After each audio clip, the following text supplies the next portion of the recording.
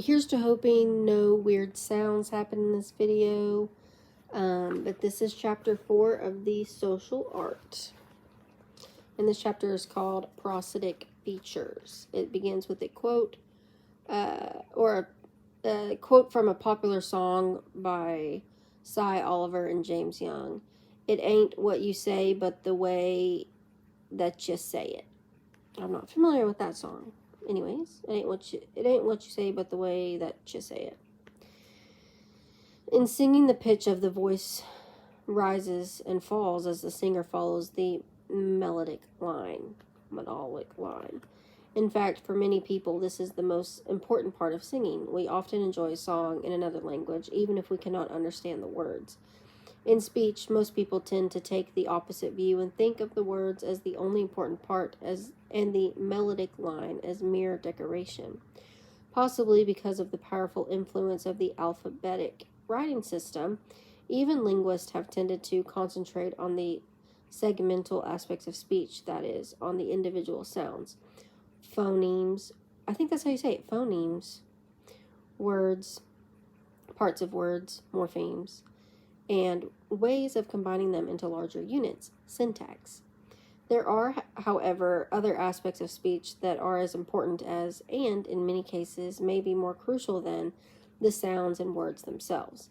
Utterances may contain very different messages depending on the tone of voice in which they are delivered. Most of the factors that contribute to the tone of voice may have been investigated under the heading prosodic, oh my gosh, I just said it, prosodic features or suprasegmental features. One of these features is the length, duration of a sound. This can be a feature of both consonants and vowels.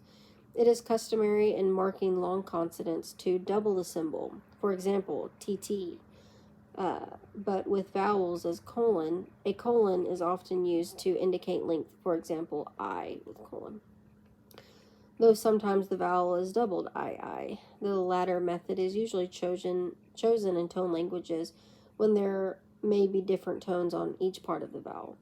Length can be used to indicate differences of meaning, as in these examples from Tiwa and Azteco-Tonian language spoken in New Mexico.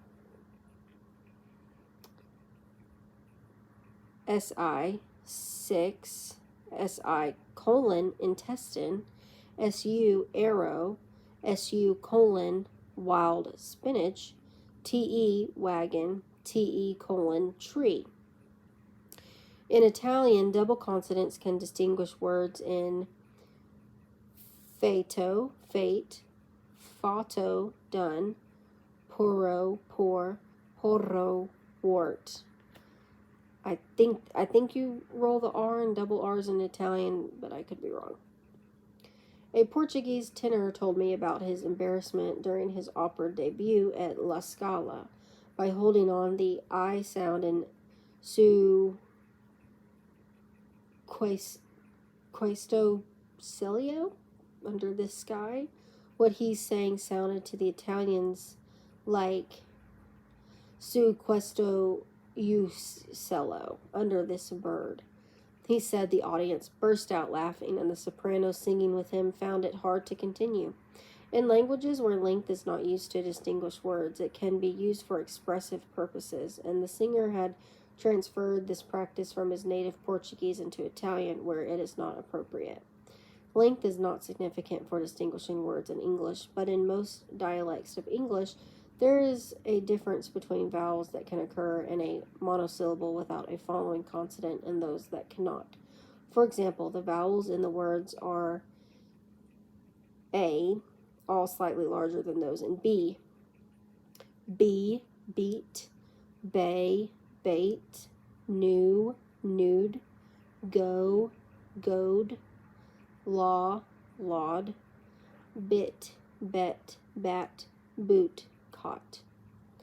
The vowels in B can occur in closed syllables, that is, those syllables that end in a consonant, but even in closed syllables, the vowels in A are slightly longer. The vowel in beat is slightly longer than the vowel in bit. Other factors, however, affect the length of vowels. Vowels made with the tongue higher in the mouth tend to be shorter than those made with the tongue lower in the mouth. The vowel in seed will be slightly shorter than the vowel in sod. Vowels also tend to be shorter before voiceless consonants than before voice consonants. For example, the vowel in leaf is shorter than the vowel in leave. And shorter before stop consonants than before fricatives. Seed versus seethe. These differences in length are very slight, but they probably help the listener to decipher the signal, particularly in noisy conditions. Vowels also tend to be longer when stressed. Stress, or prominence, is the degree of force with which a sound or syllable is perceived to be uttered. It is a subjective notion because speech sounds have different carrying power. While there is disagreement as to how many degrees of stress are significant in English, it is generally agreed that there are at least three: primary, secondary, and weak. All three occur in words such as elevator, with primary source on the first syllable, secondary stress on the third syllable, and weak or absence of stress on the second and fourth syllables. Elevator. Stress can have a grammatical function, as in the following pairs of words in English. The noun insult, the verb insult, noun torment, verb torment, noun convict, verb convict. Stress can be distinguished compounds from free phrases. The White House, the White House, blackboard, blackboard, forepaws, forepaws. In English, stress also plays an important role in intonation. Intonation is the rise and fall of the pitch of the voice during an utterance. Differences in pitch are caused by differences in the rate of vibration of the vocal cords, producing variation in the fundamental frequency of the vocal tone. It is generally the case that women's voices are higher in pitch than men's, about an octave on average. This is caused by the fact that the vibrating part of the vocal cords is about a third longer in men than in women. This is one of the few significant differences in speech that has a physiological origin. The sex difference does not exist before puberty.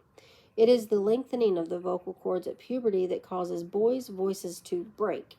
The absolute differences in pitch, however, are not what is important for language, but the variations in pitch during an utterance. Differences in pitch or tone can be used to distinguish words or morphemes, lexical tone, and to distinguish phrases or sentences, intonation. As was illustrated in Chapter 1, in the Chinese language, words that are the same in segmental form, for example, ma, can have different meanings depending upon the tone. Many languages in different parts of the world, including Africa, Asia, and both American continents, use tones in this way.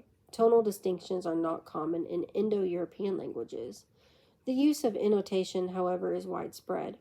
There are three important attributes of intonation. It is meaningful. It makes a difference which intonation you use. It is systematic. We learn a limited number of pitch patterns as part of language acquisition. It is language specific. The intonation patterns are not the same in different languages, and similarities can be misleading.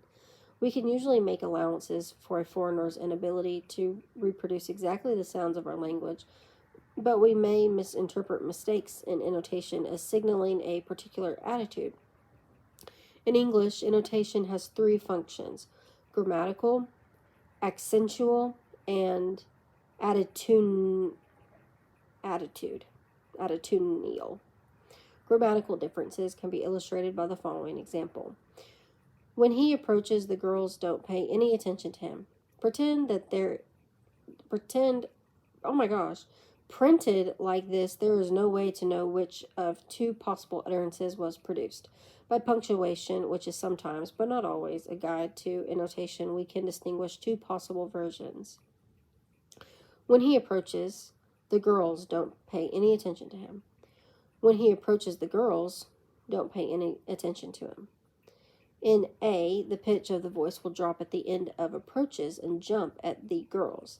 In B, the pitch of the voice will continue dropping while saying the girls and jump up at don't.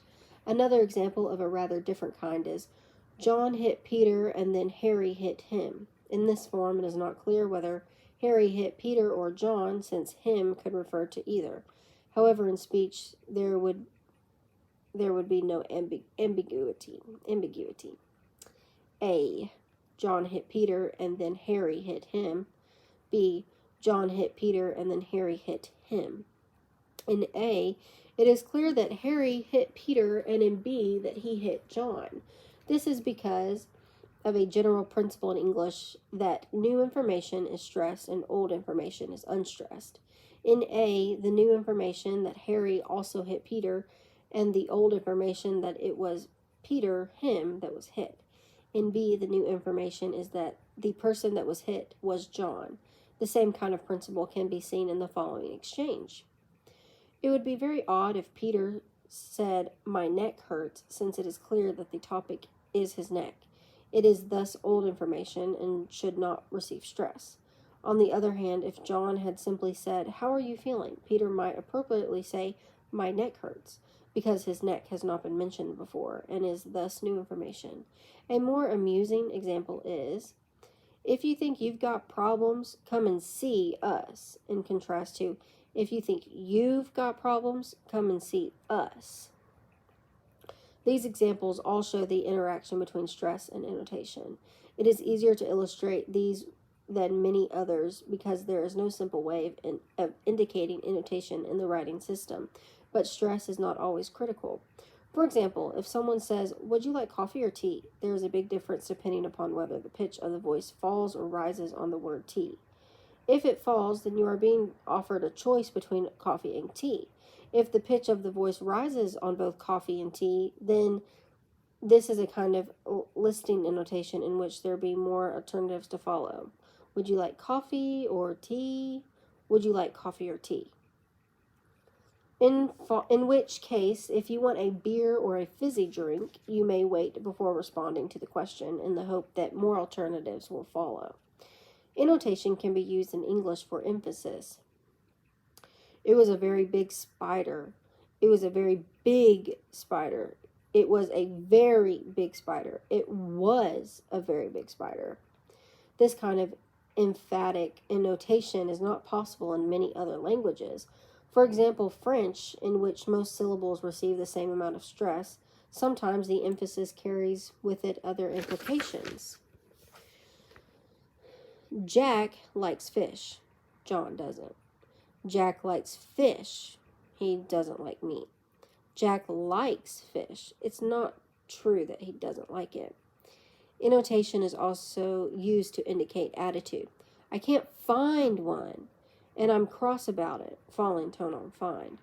I can't find one. Perhaps you can. Falling rising tone on I. I can't find one. Okay. I can't find one. I've tried. Falling tone on can't.